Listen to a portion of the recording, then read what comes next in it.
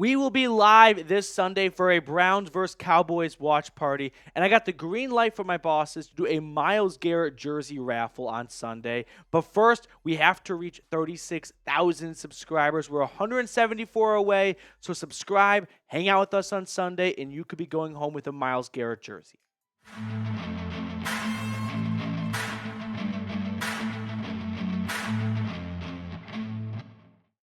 I've got bad news for the Dallas Cowboys. Myles Garrett is going to be in their nightmares Sunday night after he demolishes and cleans his teeth with two rookie starting offensive linemen for the Cowboys. And I'm going to tell you why on today's episode. But here are the 5 starters for the Cowboys up front, featuring 2 rookies.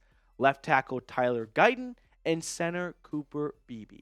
Now, Jim Schwartz was recently asked about the 2 rookies starting for the Cowboys, and here's what he said. We like our matchups. Both guys looked good in preseason. We can present some tough matchups. So let's get to know both of these rookies, and I'll tell you then why Myles Garrett is going to feast on them. Let's start with Tyler Guyton, who is the first-round pick out of Oklahoma for the Cowboys. He started 2 years at OU at the right tackle position, but he played a little bit all over. He started off at TCU before transferring up to Norman.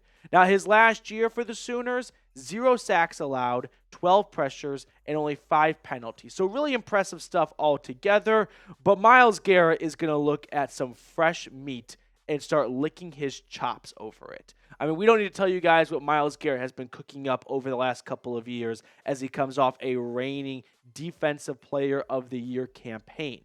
But what I do want to share with you all is, well, how have first-round offensive tackles performed in their debuts before? So I looked back over the last few years at offensive tackles who started week 1 and how they fared.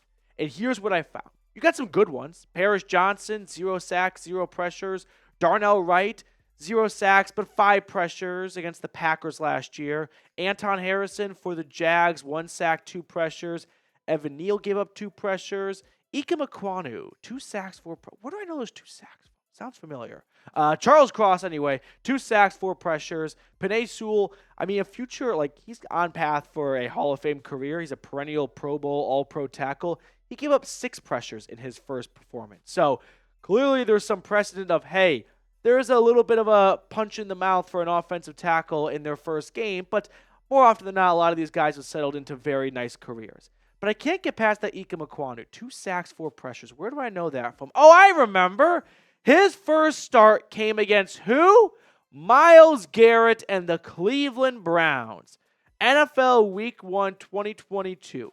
When the NC State product stepped in at left tackle to protect Baker Mayfield's blindside, and he gave up 2 sacks, 2 hurries, 4 pressures, a PFF overall grade of 41.2, and a pass blocking grade of 17.9, as Garrett would put up 4 tackles, 3 tackles for loss, 2 sacks, and 1 forced fumble.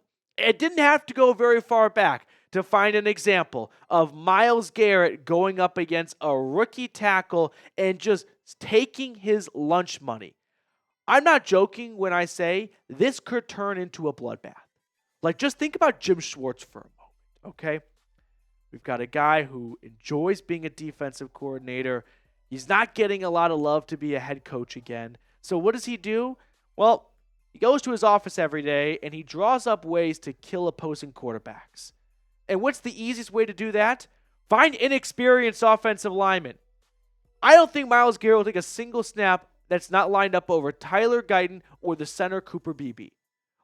Jim Schwartz is just going to exploit their inexperience and their rookiness, if that's even a word, against his reigning Defensive Player of the Year. The Cowboys will have no answer for this. There really is no answer for Myles Garrett. The answer is hope and pray. You want to pray on Tyler Guyton? I don't. Or Cooper Beebe? Pass. Those are not guys that are going to be giving out great rosemaries or ceremonies. Myles Garrett is going to dominate. And that could by itself win the game single-handedly. Before we even talk about the offense or anyone else on the defense, which, by the way, we're going to talk about everyone else on the defense in just a moment. But first, I do want to tell everyone watching about our great sponsor today, which is Game Time. Game Time has an awesome deal for the Dawg Pound called Game Time Picks that makes getting tickets to see your favorite teams play live even easier. Game Time Picks filters out the fluff to show you only incredible deals on great seats, so you don't have to waste time searching through thousands of tickets. One thing I really like about Game Time is they offer the Game Time guarantee. If you find tickets in the same section and row for less, they will credit you 110% of the difference. I went to Las Vegas last weekend for the LSU USC game just to go catch an awesome college football neutral site matchup. And thanks to Game Time, we got awesome seats and tickets way in advance. So download the Game Time app today and take the guesswork out of buying tickets with Game Time. Create an account and use code CHATSPORTS for $20 off your first purchase. Terms apply, but again, create an account and redeem code CHAT Sports for $20 off. I put all that information in the comments and description of today's video. Download Game Time today. What time is it? Game time. Let's talk about the Cowboys starting center, rookie Cooper Beebe, third-round draft pick out of Kansas State. Last year for the Wildcats, he gave up 2 sacks and 9 pressures, a 4-year starter in Manhattan, and he started the last 2 seasons at left guard, but he bounced all over the offensive line, which is pretty standard for college football teams to get their best offensive lineman in the most important position possible for what they want to execute offensively. If you're a pass team, it's probably left tackle. If you've got a lefty quarterback, it's probably right tackle, like Jed Wills. Or if you want to run the ball, it could be guard. But Cooper Beebe starting at center against this defensive line, like let's just say Myles Garrett is taking his time bullying and dominating Tyler Guyton. That means Cooper Beebe has to worry about Dalvin Tomlinson and Shelby Harris with fresh legs of Quentin Jefferson and Maurice Hurst coming off the bench. And need I even mention Zadarius Smith, who's going to go under the radar because all attention will be on Garrett, but we know that he had an awesome week 1 last year. Opening play, a pressure on Joe Burrow to force an incomplete pass. So yeah, I'm super excited for what this interior defensive line can do against Cooper Beebe while Myles Garrett is just teeing off on Tyler Guyton. But I expect Jim Schwartz to also move Garrett around a little bit. And like last year, week 1 against the Bengals, what did Jim Schwartz do? He put Myles Garrett over the center. Remember, that's when Myles Garrett was just practicing his handles and dribbling between his legs. And then the moment the ball was snapped, he was on Joe Burrow's back and basically forcing him to climb the pocket. And that led to a Okoronkwo. Take a look at this picture for a moment even longer. I've got Zadarius Smith on the right side and Okoronkwo on the left side and Garrett over the middle. You got your top 3 pass rushers on the field. Garrett's flexibility allows Jim Schwartz to get his top dogs on all at once because no one player, it's like a positionless defensive line. It's the modern NBA up there for the Browns. It's incredible. So you put Myles Garrett over Cooper Beebe, yeah, good luck. And then when Cooper Beebe's had enough of his butt kicking, back over to Tyler Guyton, and then back over to Cooper Beebe. The Cowboys' nightmare I have to envision going into this game is the defensive line causes so much pressure and so much havoc that they regroup, because they're a smart group over there. Dak Prescott's not a bad quarterback, and they come up with a new game plan.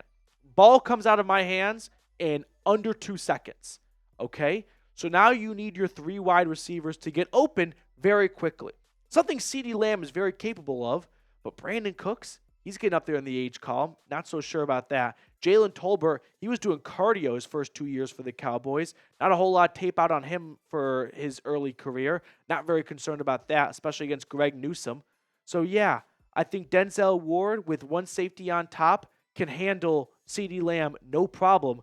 And now Dak Prescott has to get the ball out quickly or else it's going to be a sack and no one's open because the Browns CBs are top 3 in the NFL. It's one of the best cornerback rooms across the league.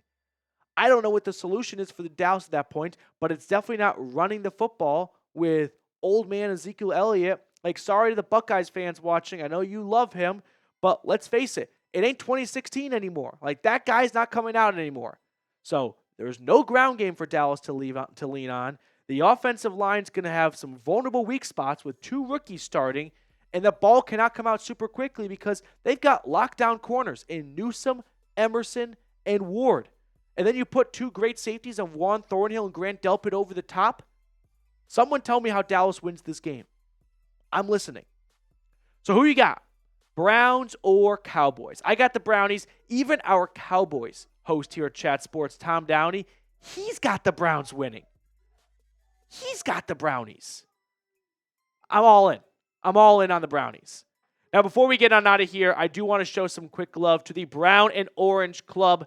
If you're hanging out with us this upcoming Sunday and you want to get added a $50 super chat and you want to join the ranks of Tim Green, Mike Dibble, Jeremy Stallman, Slow But Sure, David Botner, Jared Brandt, James Harper, Papa T, Joseph DePorte, and Mike. Appreciate you guys for supporting the channel. And like I said, if you want to get added to the Brown and Orange Club, $50 super chat, and we'll throw your name on screen. All right, let's pick a card to wrap up the show. I almost combined show and video, and that almost came out very bad. Which card do you want to go with? Reed? Let's go. We got 2 more after this, I think, or 1 more after this one. Okay, let's go with King of Hearts. King of Hearts? Okay, I'm going to go with the 10 of Hearts. Now, Ace of Clubs. Ace of Clubs. Okay, I will see you guys all later with more Browns coverage. But if you're still watching right now, drop a CLE in the comment section.